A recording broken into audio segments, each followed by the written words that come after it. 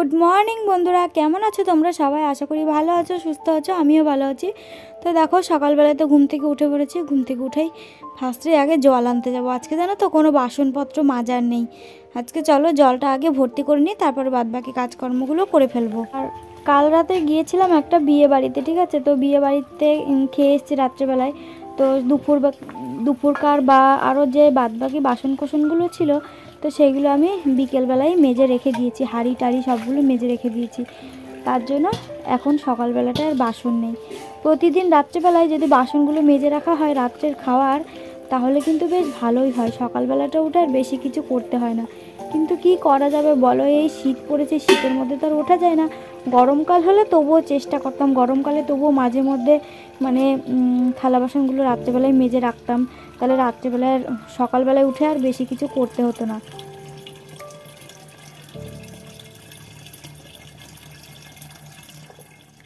আমি সবার ফার্স্টে জল নিচ্ছি, ঠিক আছে? আর একটু পরে প্রচুর ভিড় হয়ে যাবে, তখন আর জলের এখানে আসতেই পারবো না, মানে জল নিতেই পারবো না। তবু আমার শাশুড়ি মা বললো বালতিটা বসিয়ে দাও, কয়েকটা জিনিস কাচার আছে। তার জন্য ওই বালতিটা বসিয়ে দিলাম। আর আমার বালতিটা আবার একটুখানি পরে নিয়ে যাবো ভর্তি করে।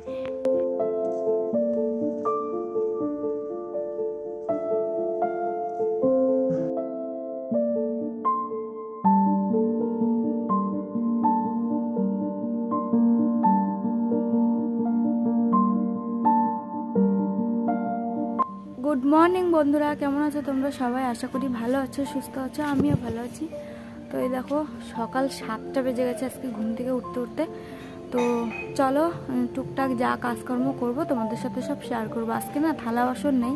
কালকে বিকেলে যা মানে দুপুরবেলায় যা খেয়েছিলাম সব থালা বাসন মেজে ফেলেছি। আর রাত্রেবেলায় কালকে তো বিয়ে বাড়িতে নিমন্ত্রণ ছিল, হয়তো কাজল মাজল পড়েছে, এগুলো দেখেই হয়তো বুঝতে পারছো। তো মুখটুক এখনও ধোয়া হয়নি। তো চলো, জল তো ভরা হয়ে গেল সকাল সকাল। এবার এদিকটা পরিষ্কার করে ঝাড় দিয়ে নেব। আর আজকে ভাবছি আবারও নতুন উনুনটা জ্বালাবো, ঠিক আছে? নতুন উনুনে আজকে আবারও রান্না করব, মানে চেষ্টা করব, দেখি। ভিজাই রয়েছে এখন উনুনটা, দেখো। তো চলো ঝাড়ঝুড় দিয়ে নিই। এদিকটা এত নিচু, এতটা নিচু কি বলবো, বৃষ্টি আসলেই এদিকে একদম জলে পুরো ভর্তি হয়ে থাকে। প্রত্যেকবারই জলে এরকম ভর্তি হয়ে থাকে, তোমাদের দেখাই। তার জন্য কাদা টাদার জন্য আর এদিকে ঝাড়ঝুড় দেওয়াই হয় না। তো বৃষ্টি চলে যাওয়া বেশ অনেক কদিনই হয়ে গেল, 3-4 দিন হয়ে গেছে। তো তারপরে দেখো এখন হচ্ছে এদিকটাতে ঝাড় দিতে এসছে। আর পাতাগুলো এমনভাবে কাদার সাথে লেপ্টে থাকে, তো ঝাড় দিলেও পরিষ্কার যেন হতেই চায় না। তো তবুও কি আর করা যাবে, পরিষ্কার তো করতেই হবে, না হলে একদম জায়গাটা বাজে দেখাবে। তো এখানে যেহেতু ভাবছি কি রান্না করব আজকে, তো দেখা যাক কি হয়। তো 2-3 দিন হলো জলটা টেনে মানে উনুনের জলটা মানে বের করে ফেলে দিয়েছিলাম জন্য উনুনটা একটুখানি সামান্য টেনেছে। তবুও বেশি একটা রোদ লাগে না এদিকে, যেহেতু অনেক গাছপালা, তার জন্য এদিকে খুব একটা রোদ লাগে না। তো যেটুকু টেনেছে উনুনে মানে 1-2 দিন রান্না করলেই একদম শুকিয়ে যাবে। তো চলো এদিকটাই দেখো ঝাড়ঝুড় দিয়ে পুরো পরিষ্কার পরিচ্ছন্ন করে নিচ্ছি। এদিকটা আমি যতই পরিষ্কার করি না কেন, ততই এদিকে পাতা পড়ে মানে আধ ঘন্টা 1 ঘন্টার মধ্যে পাতা পড়ে একদম জানাতা অবস্থা হয়ে যায়। কি আর করা যাবে, এর মধ্যেই করতে হচ্ছে।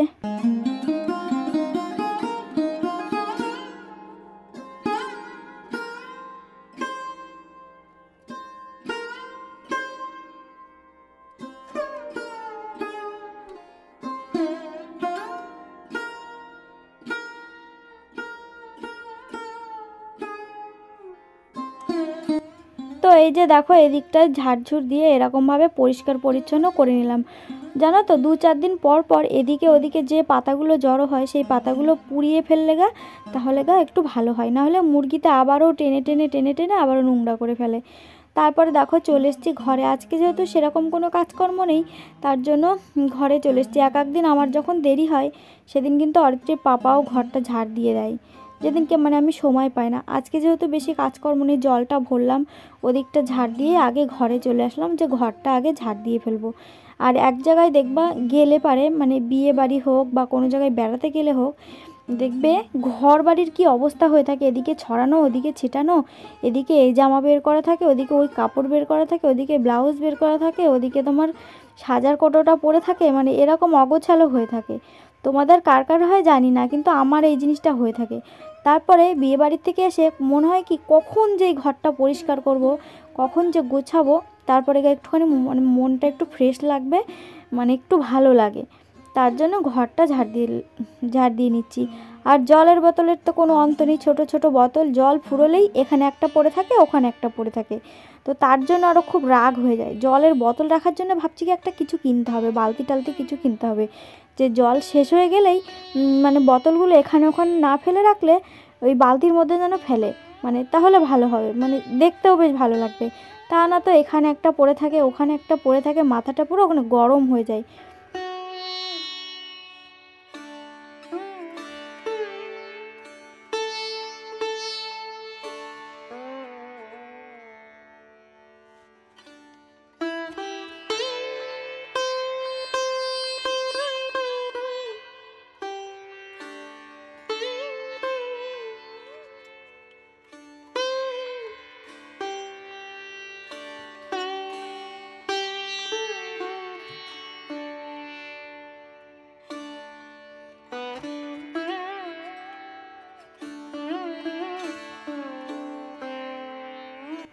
ঝাড়ঝুড় দেওয়া তো কমপ্লিট। ভাবছি কি আজকে কতগুলো জামা কাপড় কাচবো, জানো তো বন্ধুরা, ভাবছি যে বাপের বাড়ি যাবো 2-1 দিনের ভেতরেই, জামাটা ভাবছি কাচবো, জামা কাপড় অরিত্রির কটা আমার কথা ভাবছি কি কেচে নেব। তো তার জন্য এখন চললাম পয়সা নিয়ে দোকানে, এখন যাব সার্ফ কিনতে। আর দেখি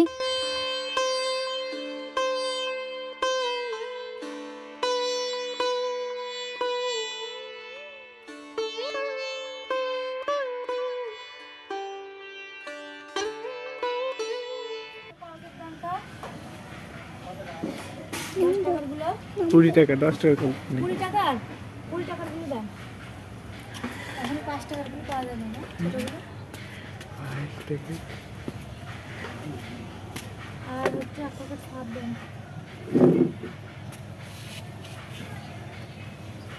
কেক নেবি? আর হচ্ছে কি নিবা? সকালবেলা কেউ আচার খায় না, কি নিবি বল তাড়াতাড়ি। একটা কেক নে, চকলেট কেক আছে নিবি? ওই কেক দেন একটা, এই কেক দেন। হ্যাঁ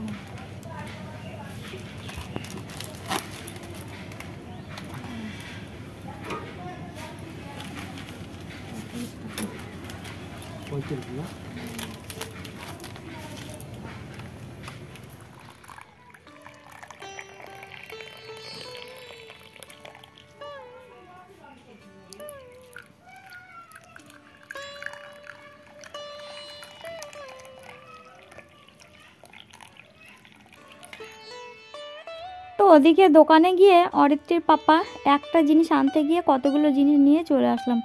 দোকানে গেলে পরে এরকমই হয়। আমি আনতে গেছিলাম সার্ফ, তারপরে অরিত্রির পাপা বলছে আমাদের কলগেটটায় নাকি কেমন একটা গন্ধ করছে, মানে অরিত্রি কলগেট টলগেট নিয়ে খেলা করে তো হয়তো কিছু একটা দিয়ে দিয়েছে বা কিছু মুছেছে বা যাই হোক কিছু একটা হয়েছে। তো অরিত্রির পাপা বলছে একটা কলগেট নিতে, তারপর 20 টাকা দিয়ে একটা কলগেটও নিয়ে নিলাম, একটা কেক নিলাম। তারপরে দেখো জানো না তো কোনো কথা নেই, মানে ভাবিনি যে আজকে আমি বাপের বাড়িতে যাব, হট করে মাথায় একটা ভূত চাপলো যে আজকেই যাব, আর ভালো লাগছে না। তো অরিত্রির পাপা এই দেখো সকাল সকাল 1.5 কেজি মতন বিরিয়ানির চাল এনে দিল। 3টে নারকেল ফাটিয়েছিলাম নিয়ে যাবো জন্যে, 2টো নারকেল নষ্ট, একটা নারকেল দেখো নিয়ে যাচ্ছি। আর অরিত্রির পাপাকে বললাম তুমি কুলেখাড়ার শাক নিয়ে আসো, ঠিক আছে, আমাদের ওদিকে তো বাজার নেই, তো কুলেখাড়ার শাকটা বেশি একটা পাওয়া যায় না, তো মাও খেতে পারবে আমিও খেতে পারবো, নিয়ে আসো।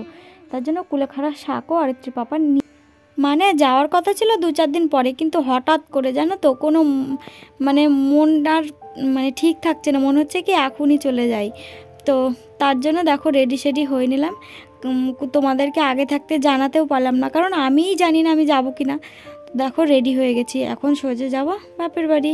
আর অরিত্রীর পাপাকে বললাম তুমি একটুখানি আগিয়ে দিয়েছো, কতগুলো সেদ্ধ ভাত রান্না করেছিলাম 3জন মিলে, খাওয়া দাওয়া করেই কিন্তু এসছি, ওগুলো তোমাদের সাথে শেয়ার করতে পারলাম না। তো দেখো রেডি হয়ে অরিত্রীর পাপা আমাকে একটু আগিয়ে দিয়ে আসবে, তারপর আমি টোটোতে করে একাই চলে যাব। তো অরিত্রীর পাপা দেখো আমাকে শান্তিপুর স্টেশন পর্যন্ত আগিয়ে দিতে এসছে। তারপরে হচ্ছে এখান থেকে 2 প্যাকেট কুরকুরি কিনলাম। অরিত্রীর পাপাও ওই দেখো মোটরসাইকেলে করে ও বাড়ি চলে যাচ্ছে, আর আমরা এখন টোটোতে করে সোজা চলে যাবো একদম বাপের বাড়ি পর্যন্ত। অরিত্রীর তো মামার বাড়ি যাওয়ার কথা শুনলে কি বলবো, অরিত্রী কেন, যে কোনো ছোট বাচ্চারা মামার বাড়িতে বেড়াতে যাওয়ার কথা শুনলে মানে আনন্দে আটখানা, তাই না? আর যেতে যেতে রাস্তার পাশ দিয়ে দেখছি, কতদিন তো মাঠে যায় না, রাস্তার সাইড দিয়েই মাঠ দেখছি কি সর্ষের ফুল হয়ে গেছে। তো দেখে খুব ভালো লাগছে, কারণ আমি তো শ্বশুরবাড়ি থাকতে মাঠে যেতাম না, কারণ এই অবস্থায় মাঠে যাওয়াটাও উচিত না। তার জন্য রাস্তার সাইডে দেখে ভীষণ ভালো লাগলো। তো বন্ধুরা দেখো, ফাইনালি চলে আসলাম বাপের বাড়িতে। আর আজকে যে আসবো কোনো কথাই ছিল না, হট করে চলে আসলাম। অনেকদিন ধরে ভাবছিলাম যে যাবো যাবো যাবো, অরিত্রীর বাবা বললো যে এখন যেতে হবে না, আর 2-3 দিন পরে যাও। কিন্তু আমার আর মন মানছে না, আমি আবার চলে আসলাম হট করে। এসছি তো গাড়িতে এত ঝাঁকুনি, মানে পুরো শেষ, আমি এরকম লাগছে, খুব টায়ার্ড লাগছে। অবশ্য বাড়ির থেকে স্নান করে টোরে এসছি, ভাল লাগছে না, চোখ টোক মনে হচ্ছে তুলতে পারছি না, ঘুম ঘুম পাচ্ছে। তো চলো জামা টামা খুলে নিয়ে আবার তোমাদের সাথে পরে দেখা হবে, কেমন? মা অরিত্রীকে নিয়ে বাইরে গেল, মানে রাস্তার ওদিকে একটুখানি গেল। আর বুনু হচ্ছে স্কুলে গেছে পরীক্ষা দিতে, ওর আজকেই পরীক্ষা শেষ হয়ে যাবে। আজকে একটা পরীক্ষায় ছিল, ভেবেছিলাম বোনের পরীক্ষাটা হয়ে গেলে তারপরে আসবো, তো আজকে একটাই পরীক্ষা আছে, আজকে পরীক্ষা দিতে চলেও গেছে। তো আসলাম, চলো পরে দেখা হবে। বাড়ি এসেই দেখছি একটা ছাগলের বাচ্চা দিয়েছে আমাদের। তো ছাগলের বাচ্চার নাভিতে মা রসুন তেল গরম করে করে দিচ্ছে এদিকে। আমার ছাগলেরও সামনের মাসে হয়তো বাচ্চা দেবে, তো তার জন্য ভাবলাম আগে থাকতে একটুখানি বেরিয়ে যায়, তখন বাচ্চা কাচ্চা দিলে তখন আর আসতে পারবো না, তো তার জন্য আরও আসলাম। তো এদিকে দেখো, আমরা মোচা কিনে খাই বা পাই না আমার শ্বশুরবাড়ি থাকতে, আর আমার মা দেখো 3টে মোচা কেটে ছাগলকে কুচিয়ে দিচ্ছে। আমি আমার মাকে বললাম, আমরা পাই না, তুমি ছাগলকে কুচিয়ে দিচ্ছ। আমাদের এখানে না কোনো শাকসবজি কোনো কিছুর না অভাব নেই, মাঠে গেলেই তোমার শাক বলো মোচা বলো মানে সমস্ত কিছু কিন্তু পাওয়া যায়। আমাদের শ্বশুর বাড়ির ওদিকের থেকেও বাপের বাড়ির এদিকটাতে এই সমস্ত জিনিস বেশ ভালো পাওয়া যায়, মানে টাটকা সবজিগুলো ভালো পাওয়া যায় আর কি।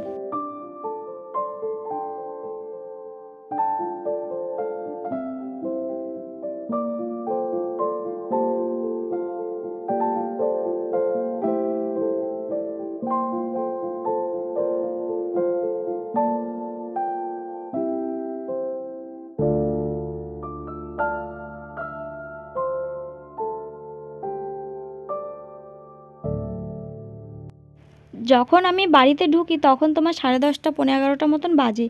এসে স্নান টান করেই তো বাড়ি থেকে এসছি, এসে একটু এ বাড়ি ও বাড়ি ঘুরে বেড়াচ্ছি। এসে দেখছি বৌদি এখানে শাক আলু কাটছে। তো এই দেখো, বৌদির কাছ থেকে একটা শাক আলু নিলাম, নিয়ে শাক আলু খাচ্ছি। আর আমাদের এদিকে যেমন চড়া দেশে বাড়ি, বুঝতে পারলে, গঙ্গার সাইডে বাড়ি, তো এখানে বালি মাটিতে শাক আলু, তারপরে হচ্ছে তোমার বাদাম, এই সমস্ত জিনিসগুলো না ভালো হয়, আখ, এগুলো বেশ ভালো হয়। তো এই দেখো এখন আলু কাটছে, আর আমি বসে আছি বৌদির কাছে।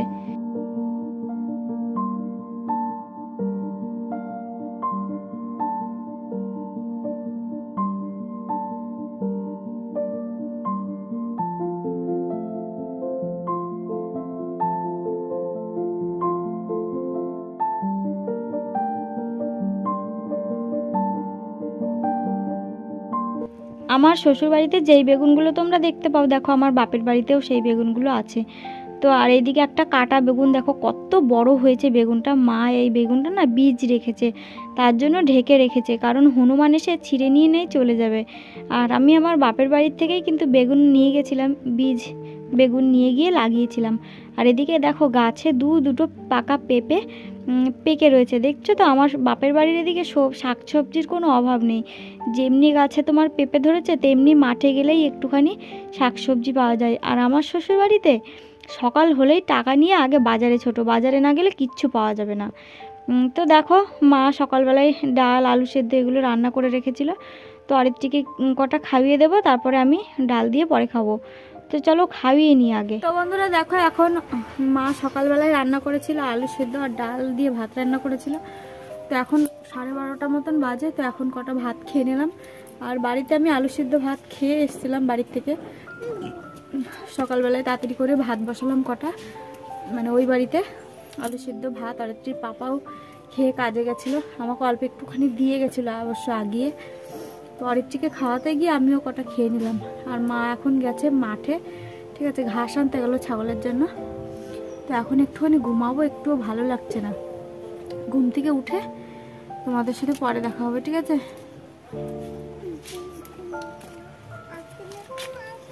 কি করবি না বল, কি করবি না বল।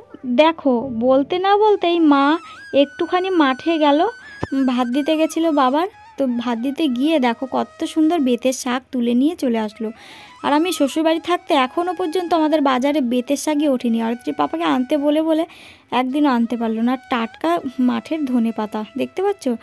আর এখানে দেখো পটলের লতি মা কেটে নিয়েছে। পটলের লতি বড়া দিয়ে তরকারি রান্না করলে আমার ভীষণ ভালো লাগে। তো দেখতে পাচ্ছ কত রকম শাকসবজি, একদম টাটকা, কোনো সার বিষ ছাড়াই কিন্তু এগুলো আমার ভীষণ ভালো লাগে।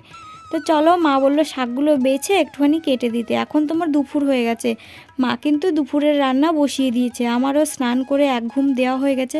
স্নান তো করে এসেছিলাম, একটা ঘুম দিয়ে এই যে বসে পড়লাম শাক বাছতে। চলো শাক কটা বেছে দিই, মার হাতে হাতে একটু টুকটাক করে দিই, তারপরে তাড়াতাড়ি করে তাহলে রান্নাটা হয়ে যাবে। আমার অবশ্য খিদে নেই, কারণ হচ্ছে দেখতে পেলে বাড়ির থেকে অল্প কটা খেয়ে এসেছিলাম, আবার এখানে এসে অল্প কটা খেয়েছি। তো এখন অনেকটাই বেজে গেছে, তোমার 2:30-3টে মতন বাজতে চললো। মা এখন ভাত বসিয়েছে।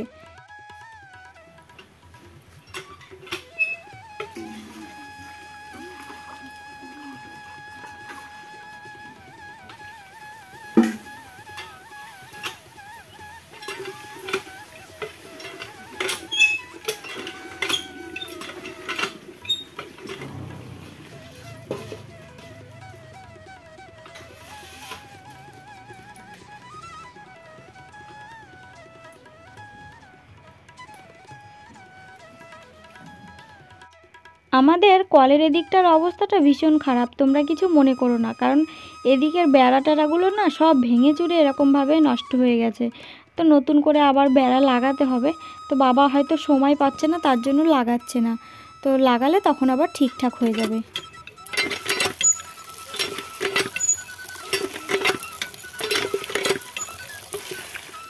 আর আমি তো শাক, বাঁধাকপি বলো, তোমার মাছ বলো, এগুলো কাটতে খুব ভালোবাসি।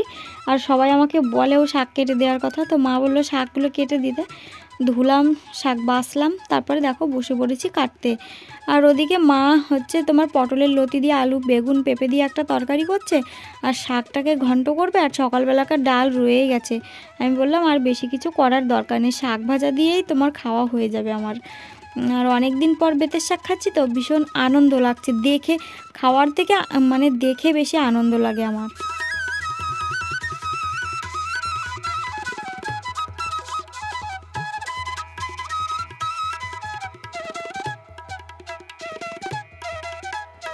বিয়ের পর এই তরকারিগুলোকে আমি খুব মিস করতাম, জানো তো।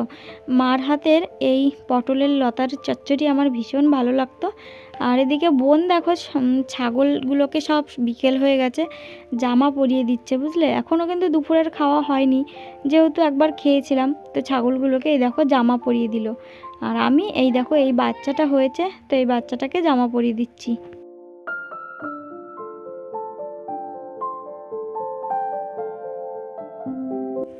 তো চলো রান্নাগুলো আরেকবার দেখিয়ে নিচ্ছি। মা এই যে ধনেপাতা দিয়ে মসুর ডাল করেছে, আর চলো দেখাই। আর এদিকে করেছে তোমার পটলের লতির এই যে তরকারিটা করেছে। পটলের লতির ভেতরে আলু দিয়েছে, বেগুন দিয়েছে, আর এর ভেতরে না বড়া ভেজে ভেজে দিলে আরও বেশি টেস্ট লাগে। আর চলো দেখাচ্ছি, মা এই যে শাক ভাজাটা করেছে, তো শাক ভাজাটা এই যে দিল। আর এদিকে বোন ভাত বেড়ে দিচ্ছে সবার। তো এখন চলো খাওয়া দাওয়াটা কমপ্লিট করব।